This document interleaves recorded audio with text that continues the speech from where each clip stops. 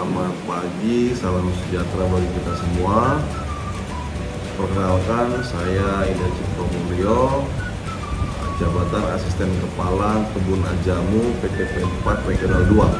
Pada kesempatan ini saya akan mengulas hal terkait fungsional di organisasi ataupun spesifiknya di perkebunan kelapa sawit.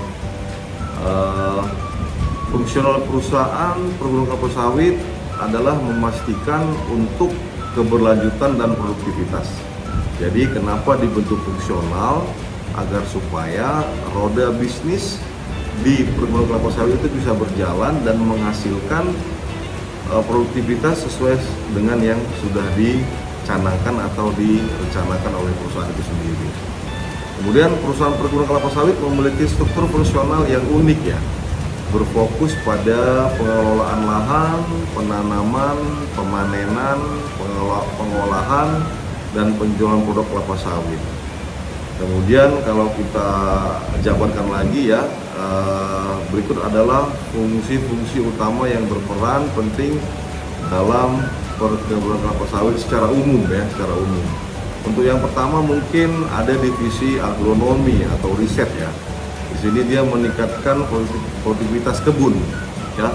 Fungsi ini bertanggung jawab untuk yang pertama penelitian dan pengembangan R&D ya, mengembangkan varietas kelapa sawit unggul, teknik budidaya yang lebih efisien, dan solusi untuk mengatasi hama dan penyakit.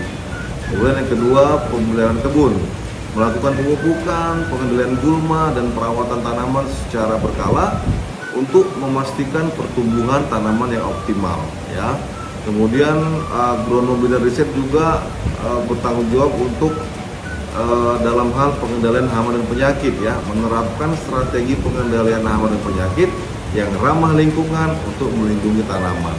Yang terakhir tentunya adalah manajemen tanah, karena kelapa sawit itu tumbuh di atas permukaan tanah, sehingga tanah sebagai media tumbuh tanaman itu harus dipantau dan dijaga kesuburannya melalui praktek konservasi tanah yang tepat. Kemudian divisi yang kedua adalah operasional kebun ya. Ini divisi yang mengelola proses penanaman dan pemanenan. Ya, fungsi ini berfokus pada penanaman, pemanenan, transportasi, perawatan infrastruktur, dan sebagainya ya. Jadi dalam hal operasional tim inilah yang mengelolanya ya. Jadi dari mulai menanam sampai di perawatan infrastruktur, tim operasional kebun lah yang bertanggung jawab untuk melakukan hal itu. Kemudian yang ketiga adalah pengolahan ya. Ini pengolahan sama dengan PKS atau pabrik kelapa sawit. Fungsi dari pengolahan ini ya bertanggung jawab untuk pertama melakukan ekstraksi minyak. Jadi buah atau TBS yang dikirim oleh tim operasional ke PKS itu harus diekstraksi minyaknya oleh divisi pengolahan. Kemudian kualitasnya dikendalikan, artinya harus mendapatkan mutu produk sesuai dengan program ya. ALB-nya di bawah 5, kemudian kotorannya itu di bawah 0,5 kotoran dan kadar air, kemudian dobinya itu di bawah 2 ya.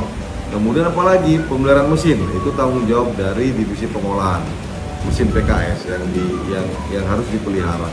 Kemudian dari hasil pengolahan TBS akan muncul limbah. Nah, limbah ini harus dikelola oleh divisi pengolahan ya.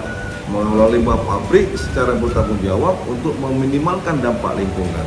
Kemudian yang keempat adalah penjualan, divisi penjualan dan pemasaran ya. Ini memasarkan produk ke pasar global. Ya, fungsi ini berfokus pada penjualan CPO dan PK, kemudian pemasaran, kemudian logistik, dan terakhir analisis pasar. Jadi analisis pasar itu adalah memantau tren pasar dan harga komoditas kelapa sawit untuk membuat kepastian penjualan, untuk membuat keputusan penjualan yang tepat ya. Jadi ketika harga naik di situ kita jual, ketika harga turun di situ kita hold ya, kita tahan, tidak kita jual. Jadi ini tugasnya divisi penjualan ataupun divisi pemasaran. Kemudian yang kelima itu divisi keuangan dan akuntansi. Jadi kita sudah tahu bahwa divisi keuangan pastinya mereka mengelola keuangan perusahaan ya. Fungsi ini bertanggung jawab pertama mengelola keuangan, akuntansi, penganggaran dan pelaporan pajak. Jadi terkait dengan keuangan dan tanggung jawab perusahaan terhadap regulasi keuangan itu di handle oleh divisi keuangan. Kemudian yang keenam, divisi sumber daya manusia atau SDM. Ini mengelola tenaga kerja ya. Fungsi ini fokus pertama pada perekrutan ya, merekrut karyawan atau mengurangi karyawan, kemudian pengembangan karyawan ya. Jadi memberikan pelatihan dan pengembangan untuk meningkatkan keterampilan dan pengetahuan karyawan, ini tugasnya dari divisi SDM. Kemudian meningkatkan kompensasi dan benefit ya. Kompensasi dan benefit ini adalah mengelola gaji, tunjangan dan insentif untuk karyawan. Yang terakhir, hubungan industrial. Hubungan industrial ini adalah memelihara hubungan yang baik antara perusahaan dan karyawan. Nah, kemudian divisi yang ketujuh itu ada divisi pengadaan. Nah, terkadang divisi pengadaan ini oleh beberapa perusahaan itu digabung di divisi keuangan. Tapi di sini kita coba untuk pisahkan dan kita coba untuk jelaskan bahwa divisi pengadaan itu memastikan ketersediaan bahan dan peralatan ya. Tanggung jawabnya adalah yang pertama pembelian, yaitu membeli seluruh yang dibutuhkan oleh perusahaan, membeli pupuk, membeli pestisida, membeli bibit, membeli peralatan dan bahan-bahan lain yang dibutuhkan. Kemudian yang kedua, manajemen inventaris ya. Jadi setelah perusahaan membeli barang-barang, nah ini si divisi pengadaan itu mengelola inventarisnya ya, mengelola stok barang untuk memastikan ketersediaan dan menghindari kekurangan. Kemudian negosiasi harga, mendapatkan harga terbaik dari pemasok.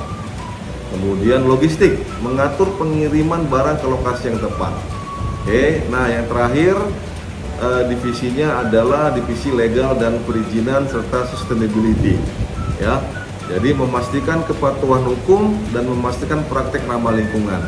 Ini fungsinya atau tugasnya adalah perizinan, kepatuhan hukum, manajemen risiko hukum, hubungan dengan pemerintahan, dan sustainability juga bertanggung jawab untuk sertifikasi, pengelolaan lingkungan, tanggung jawab sosial, pelaporan keberlanjutan. Nah, fungsional perusahaan mengacu pada pengelompokan karyawan berdasarkan keahlian ya. Nah, jadi tadi ada beberapa divisi yang sudah kita sampaikan tadi, ada 8 divisi. Jadi yang mengisi itu adalah karyawan-karyawan yang sesuai dengan keahliannya masing-masing. Nah, mungkin itu saja yang bisa saya sampaikan terkait dengan fungsional karyawan. Ya, mudah-mudahan dengan penyampaian materi ini kita paling tidak mengerti apa saja divisi-divisi yang ada di perusahaan perkebunan, sehingga kita bisa memastikan atau memposisikan diri kita itu punya keahlian di posisi yang mana. Demikian yang bisa saya sampaikan. Terima kasih. Selamat pagi. Assalamualaikum warahmatullahi wabarakatuh. Salam sejahtera bagi kita semua.